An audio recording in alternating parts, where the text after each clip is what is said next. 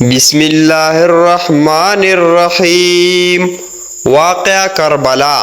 سانحہ کربلا یا واقعہ کربلا کی جنگ 10 محرم الحرم 61 ہجری بمطابق 9 یا 10 اکتوبر 680 عیسوی کو موجودہ عراق میں کربلا کی مقام پر پیش آیا۔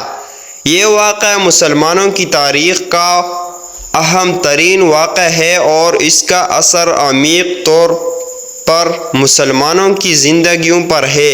واقعہ کربلا کا ماحول عراق کے کربلا شہر میں تھا۔ حضرت امام حسین بن علی رضی اللہ عنہ جو پیغمبر محمد صلی اللہ علیہ وآلہ وسلم کے نواسے اور چوتھے خلیفہ علی بن ابی طالب رضی اللہ عنہ کے بیٹے تھے، نے اس واقعے کا مرکزی کردار ادا کیا۔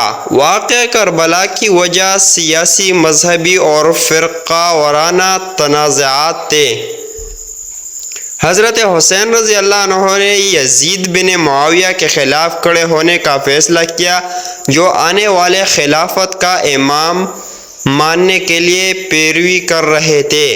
محرم الحرم کے 10واں دن حضرت حسین رضی اللہ عنہ اور ان کے جوان بیٹے اور چچا حضرت عباس رضی اللہ عنہ کے ہمراہ یزید کی فوج کے ساتھ لڑائی کربلا میں گئے۔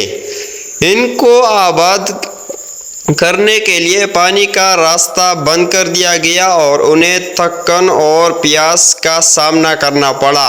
یزیدی فوج کے سامنے حضرت حسین رضی اللہ عنہ اور ان کے اہل و اولاد نے بہادرانہ لڑائی کی، لیکن انہیں کم تعداد میں تھوڑے لوگوں کو حضور میں مقابلہ کرنا پڑا۔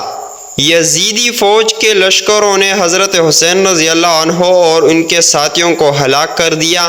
حضرت حسین رضی اللہ عنہ کے ہمسائیگی میں 72 نفر شہید ہوئے، جن میں سے کچھ بچوں کو بھی شامل تھے۔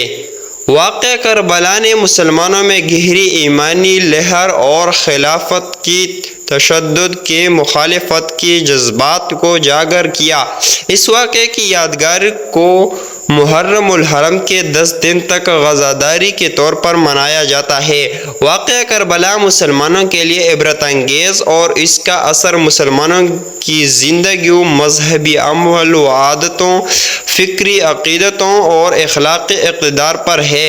واقعہ کربلا کے بعد حضرت حسین رضی اللہ عنہ اور ان کے اہل بیت کو شہیدوں کا عنوان دیا گیا ہے اور وہ مسلمانوں کے لیے ادبی و فکری منارہ بنے ہوئے ہیں۔